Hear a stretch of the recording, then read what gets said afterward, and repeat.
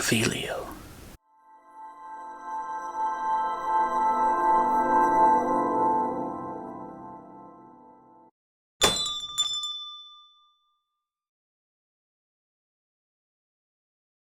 This is the first of several short progress videos that I'm going to record while working on the 3D printed Slug model.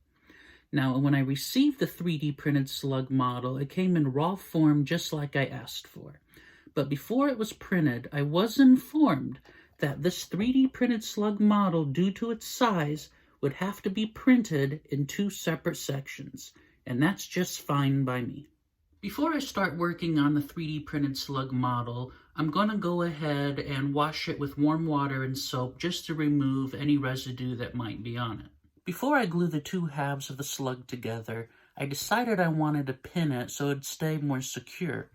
I was looking for something plastic where I could drill into the 2 Slug halves and pin it, and I finally came up with the ideal answer, and that's one of the little tiny pizza box, things that keep the box from collapsing in on itself. I'm going to cut the legs off and use them as my pins. I traced one of the halves of the Slug and made a template for the front and back side so I can line it up and have the holes drilled in the proper places. Now that my holes are marked, I can drill them, put the pins in, and glue the 2 halves of the Slug together.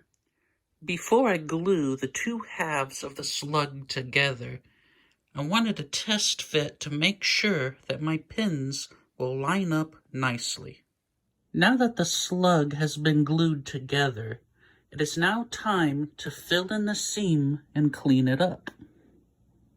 Today's a fairly nice day outside, so I decided that I'm going to work on the Slug by cleaning up the seam and getting it ready for priming and painting.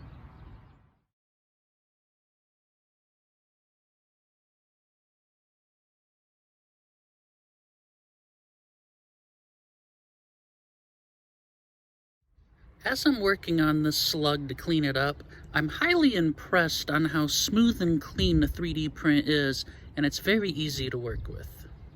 I cleaned up the Slug to my liking, and now I'm gonna go give it a bath before I start priming and painting.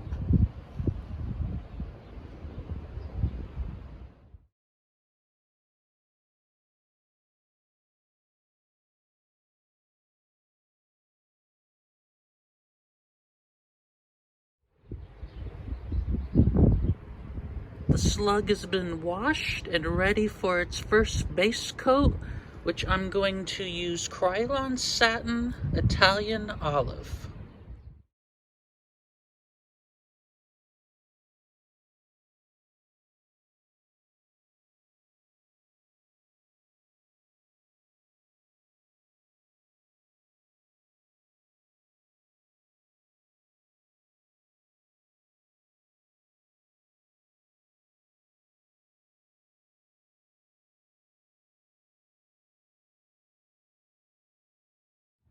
As the green paint is drying, I've noticed that the seam is practically gone. When it's completely dry, I'm going to go ahead and give it a once-over, and then from there, I'm going to start the painting process. I'm going to start putting on my secondary color to start blending the greens for my Slug. This time, I'm going to use Krylon Celery Green.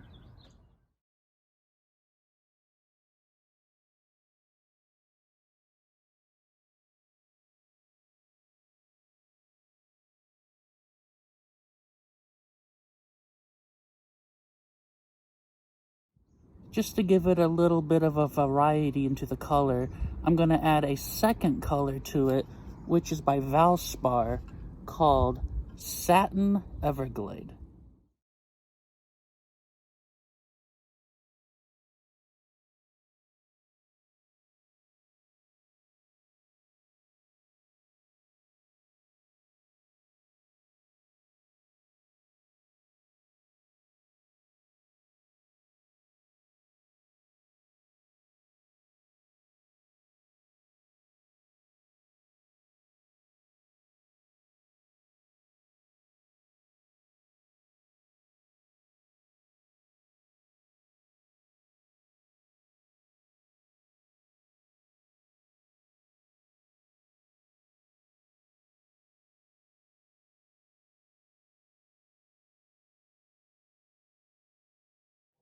I started painting the details on the slug.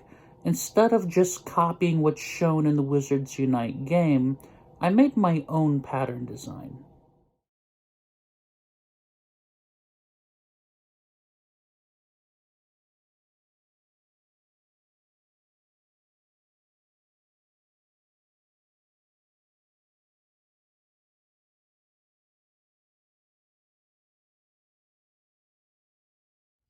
I finished painting my flesh-eating slug, and for the past few days it's been raining, and right now it's drizzly outside, but I want to give my flesh-eating slug a clear coat, so I'm giving it a Krylon Gloss clear coat spray in the garage.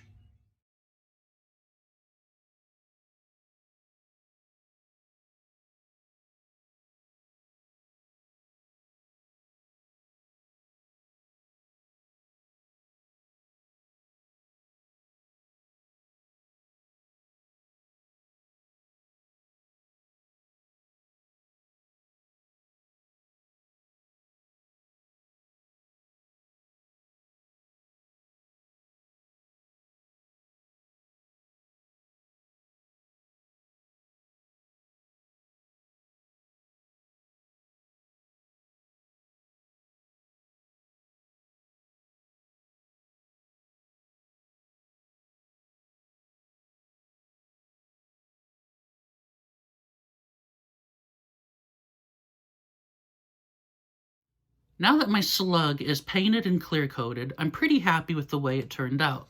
But there's one more thing that I want to do with it.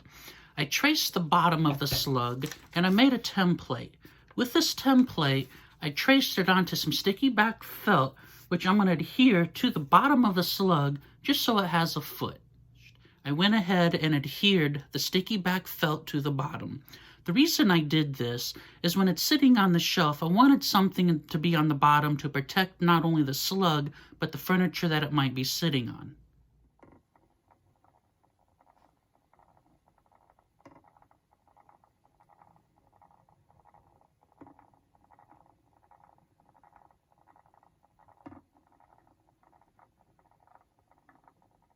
My 3D slug is now complete. I'm happy with the way it turned out, and I hope you enjoyed watching the progression of this little guy. Thank you for watching, and have a great day. Hey Birch, thank you for printing the 3D slug model for me. It turned out excellent. I hope you also enjoyed the progress with this video as well.